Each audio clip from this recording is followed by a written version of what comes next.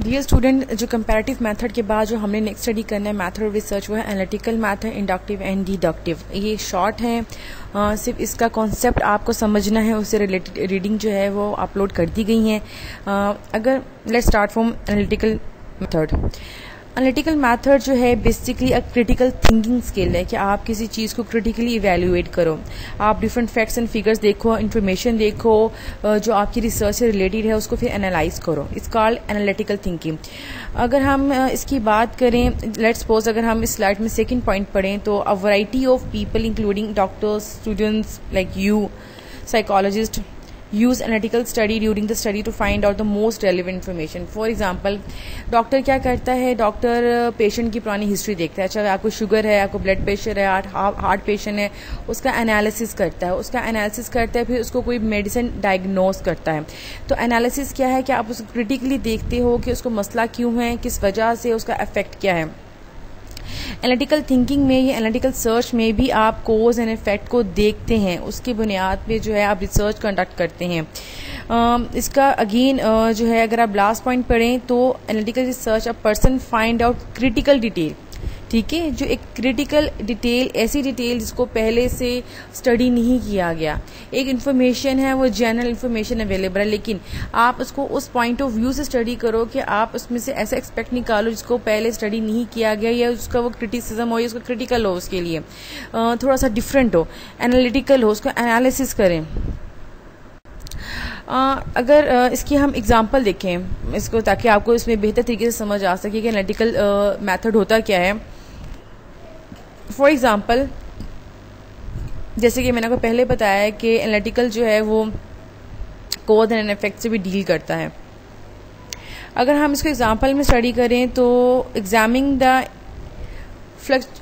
Fluctuations of US international trade between during 1974 and 1995 is an example of descriptive research. एक descriptive research है, सीधी सी research है कि जी fluctuation आई United state. Fluctuation होता है कि किसी चीज़ का उतार चढ़ाव आना, जो चीज़ स्मूथ ना रहे, बैलेंस ना रहे, उसका बैलेंस खराब हो जाए, ठीक है। जैसे लाइट होती है ना, जब आपकी वोल्टेज कम हो तो लाइट ब्लिंक करती है, तो इस तरह आप फ्लक्चुएशन का मतलब होता है किसी चीज़ का एक बैलेंस ना रहना, इक्वल ना रहना, उतार चढ़ाव आना। हमने जैसे मैंने इसमें एग्जांपल लिखी है कि हमने अगर फ्लक्चुएशन स्टडी करनी है यूनाइटेड स्टेट की इंटरनेशनल ट्रेड की, और उसमें हमें देखना है कि 74 से 1995 तक एक सिंपल सी एक रिसर्च है कि ये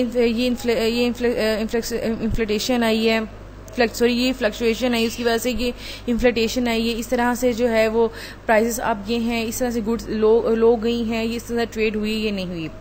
लेकिन जब हम एक्सप्लेन करेंगे वाई एंड हाउ, वाई क्यों, हाउ कैसे, दो चीज़ें वाई एंड हाउ। जब हम वाई एंड हाउ से अपनी रिसर्च स्टडी करेंगे, स्टार्ट करेंगे, तो वो अप्रोच क्या बन जाएगी हमारी, वो बन जाएगी एनालिटिकल अप्रोच, ठीक है। वाई कि क्यों हुई अमेरिका की ट्रेड फ्लक्चुएट, कैसे हुई, किस वजह से हुई। हाउ वाई क्यों हुई, हाउ कैसे हुई, ठीक है, क्या वजूहात थी, क्या बेसिस थे, ठीक है। सिंपली अच्छा, इसकी अगर हम सिंपल एक और एग्जांपल लें तो अगर स्टार्टिंग फ्रॉम लेट, यानी कि जो सेकेंड एग्जांपल है 1986, the value of US dollar value have steadily, यानी कि तेजी से increased against the Japanese yen. Japan की जो करेंसी उसका नाम है yen. German mark explaining the magnitude of this trend in the value of US dollar is an example of descriptive research. कह रहा है कि बड़ी सिंपल सी बात है, हम देखें जी अमेरिका का डॉलर बहुत अप चला गया एज कम्पेयर टू जर्मनी और जापान की जो है वो करेंसी के मुकाबले में। ये बड़ी सिंपल डिस्क्रिप्टिव है, यानी कि इसको एक्सप्लेन करने वाली होते हैं, हम कहते हैं डिस्क्राइब, एक्सप्लेन करने वाली रिसर्च है। लेकिन जब हम इस रिसर्च के आगे लगा देंगे हाउ एंड वाई, क्यों और कैसे, वाई क्यों, हाउ कैसे, जब हम ये लगा देंगे, इससे हमारी रिसर्च क्या बन जाएगी, इससे हमारी रिसर्च जो है वो एनालिटिकल रिसर्च बन जाएगी। ठीक है, जैसे कोई पेशेंट आता है तो हम कहते हैं हाउ, कैसे हो गया, वाई, किस वजह से हो गया, आपको नज़ला जुकाम के ठंडा खाया था आपने, या आप बाहर की चीज़ें खाते हैं, अगर डायरिया है तो आपने कोई गंदी चीज़ खाई होगी, हाउ, व्हेन। तो जब हाउ एंड व्हेन ये 2 पॉइंट आ जाएं, ये 2 क्वेश्चन आ जाएं, इसका मतलब ये है कि जो आपकी रिसर्च है वो क्या है, वो एनालिटिकल रिसर्च है, वो क्रिटिकल रिसर्च है। आप जो रिसर्च कर रहे हैं वो क्रिटिकल कर रहे हैं। हाउ, कैसे हो गया, वाई, क्यों हो गया। ठीक है, कैसे हो गया और क्यों हो गया, ये 2 ऐसे क्वेश्चंस हैं जो आपकी रिसर्च को जो है वो क्या बना देते हैं, एनालिटिकल रिसर्च बना देते हैं। आई होप स्टूडेंट ये एक जो है मैं आपको नेक्स्ट क्योंकि जब हम आप सारे स्टूडेंट्स मेरे साथ प्रॉपर्ली इन टच होंगे तो मैं बाकायदा इसके ऊपर आपको मिड तक की असाइनमेंट्स दूंगी कि आपने इसकी एग्जांपल्स मुझे ड्रॉ करके बतानी होंगी, ताकि मैं ये देख सकूं कि आपको साथ साथ इसकी टाइप्स या मेथोडोलॉजी समझ आ रही है, ये नहीं आ रही। सेकेंड जो मेथोडोलॉजी आज हमने स्टडी करनी है वो इंडक्टिव, बहुत सिंपल है। आप इसकी थ्योरी ना अगर पढ़नी है जो मैंने लिखी है वो पढ़ सकते हैं, लेकिन अगर आप मुझे सिंपल उर्दू में सुन लें तो आपको बेहतर तरीके से समझ आ जाएगा। इंडक्टिव, फॉर एग्जाम्पल आपने थीसिस करना है, इम्पैक्ट ऑफ रिसर्च करनी है, sorry, impact of terrorism on Pakistan economy. ठीक है, ऑन पाकिस्तान इकोनॉमी। आपकी थीसिस में 2 मेन पॉइंट है, एक है टेररिज्म, दूसरा है इकोनॉमी, यानी कि टेररिज्म का क्या इम्पैक्ट है आपकी इकोनॉमी के ऊपर। ऐसे ही है कि टेररिज्म का क्या इम्पैक्ट है आपकी इकोनॉमी के ऊपर, यानी कि आपने टेररिज्म को देखना है किसकी पर्सपेक्टिव से, इकोनॉमी की पर्सपेक्टिव से। अब आप क्या करेंगे, अब आपको वो ये पता चल गया जी आपकी रिसर्च जो है वो ये है जिसमें 2 मेन एलिमेंट है, इकोनॉमी एंड टेररिज्म। जब आप अपना रिसर्च स्टार्ट करेंगे, आप डिफरेंट डॉक्यूमेंट्स पढ़ना स्टार्ट करेंगे, न्यूज़पेपर, जर्नल, किताबें, जितना भी लिटरेचर, जितनी भी किताब, जो भी चीज़ है, जो रिसर्च करना स्टार्ट करेंगे तो आपके माइंड में ये 2 चीज़ें होंगी कि आपने जो पेपर पढ़ना है, जो बुक पढ़नी है, जो न्यूज़पेपर पढ़ना है वो आपने टेररिज्म के हवाले से पढ़ना है, और जो आपने डाटा पढ़ना है वो इकोनॉमी के हवाले से पढ़ना है। यानी कि आपके माइंड में पहले से एक पर्पस होगा, कोई चीज़ आपने पहले से ही अपने माइंड में डिसाइड की होगी, पहले से ही आपके जहन में कॉन्सेप्ट होगा कि जिसके ऊपर आपने रिसर्च करनी है, जो आपने ढूंढना है। ठीक है, वो होगा इंडक्टिव। उस अप्रोच को क्या कहेंगे, इंडक्टिव। इनका क्या, इंडक्टिव का मतलब कोई चीज़ डालना, इंडक्टिव यानी कि पहले से आपके माइंड में कोई चीज़ है, आप क्या करोगे, आप फॉर एग्जांपल आप लिटरेचर ही ऐसा लोगे जो टेररिज्म इकोनॉमी पर है, फिर आप उसको पढ़ना स्टार्ट करोगे, कहाँ कहाँ लिखा हुआ है कि टेररिज्म ने पाकिस्तान की इकोनॉमी पर जो है वो अफेक्ट किया है, आप उस चीज़ को हाईलाइट करना शुरू कर दोगे, उस रिसर्च को।